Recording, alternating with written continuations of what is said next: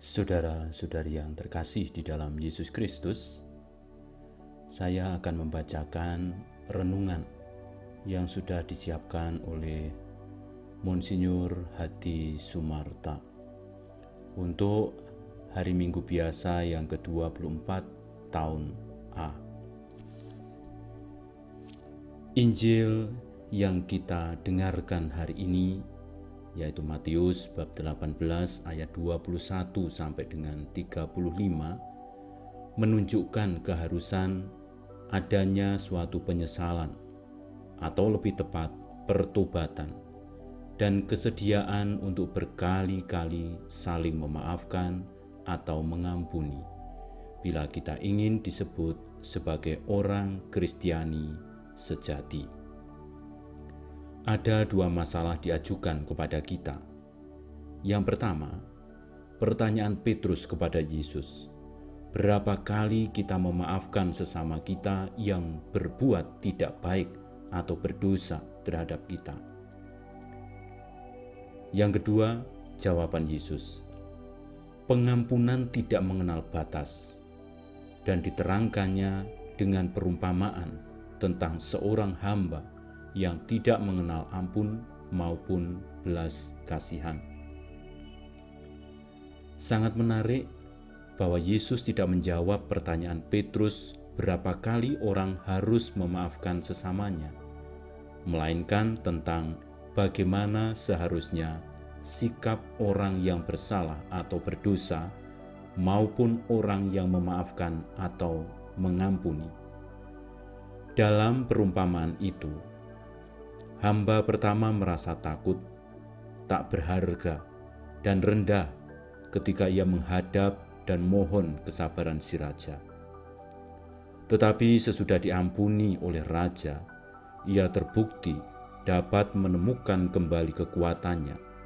Tetapi ia justru menuntut pembayaran kembali hutang hamba lain sebagai rekannya. Apabila rekannya ini tidak dapat mengembalikan hutangnya, yang jauh lebih kecil daripada hutangnya sendiri, akan dimasukkannya ke dalam penjara. Bukankah demikian pula sebenarnya sikap kita terhadap sesama kita?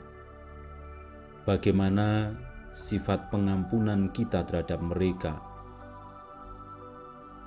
yang kita anggap lebih berbuat jahat terhadap diri kita? Pada akhir perumpamaan itu, kesimpulan yang diberikan Injil adalah kata-kata Yesus ini. Demikianlah Bapa-Ku yang di surga akan berbuat terhadap kamu apabila kamu masing-masing tidak mengampuni saudaramu dengan segenap hatimu.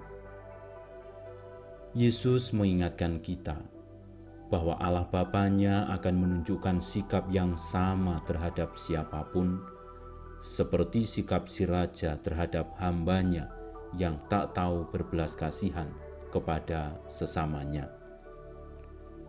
Maka timbullah pertanyaan, apakah sebenarnya yang disebut pengampunan? Pengampunan mengandaikan sesuatu yang harus diampuni atau dimaafkan. Bisa kecil, bisa besar. Pendek kata, ada orang yang berbuat tidak baik terhadap diri kita. Menurut kata aslinya, pengampunan berarti menyingkirkan atau membuang jauh-jauh. Mengampuni atau memaafkan berarti tidak terpengaruh lagi oleh sesuatu yang tidak baik yang pernah dialami. Kemarahan, rasa dendam, atau benci dilupakan.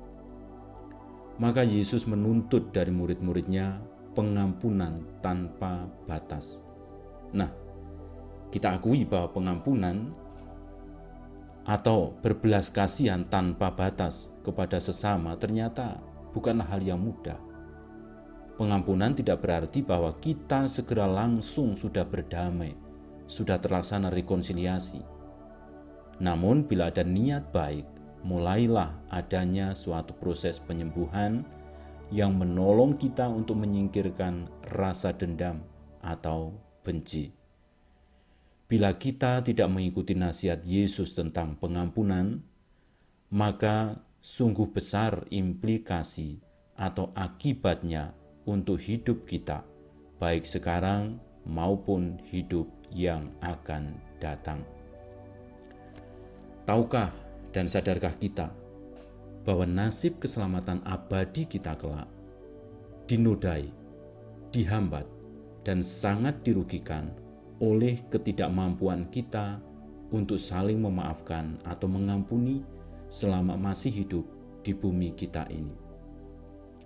Karena itu sungguh bagus apa yang dikatakan oleh Sirak dalam bacaan pertama, yaitu Sirak bab 27 ayat 30 sampai bab 28 ayat 9. Antara lain dikatakan demikian: dendam kesumat dan amarah sangat mengerikan, dan orang berdosalah yang dikuasainya.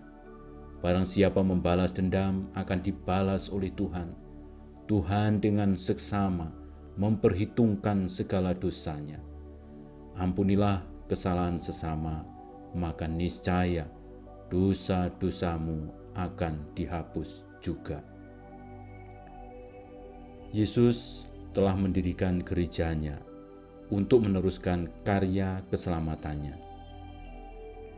Yesus datang menyatukan semua umat manusia. Ia telah merobohkan tembok-tembok dalam segala bentuk perpisahan antar sesama. Maka marilah kita semua sebagai anggotanya, baik di antara kita sendiri maupun dengan siapapun lainnya, baik dalam hubungan maupun pergaulan dalam keluarga dan lingkungan sesama, ikut memupuk dan menghayati semangat dan jiwa pengampunan satu sama lain. Rasa dendam dan benci melumpuhkan semangat hidup kita. Tetapi pengampunan dan rekonsiliasi satu sama lain adalah sungguh sumber damai dan kebahagiaan sejati dalam kerajaan Allah di muka bumi kita sekarang ini.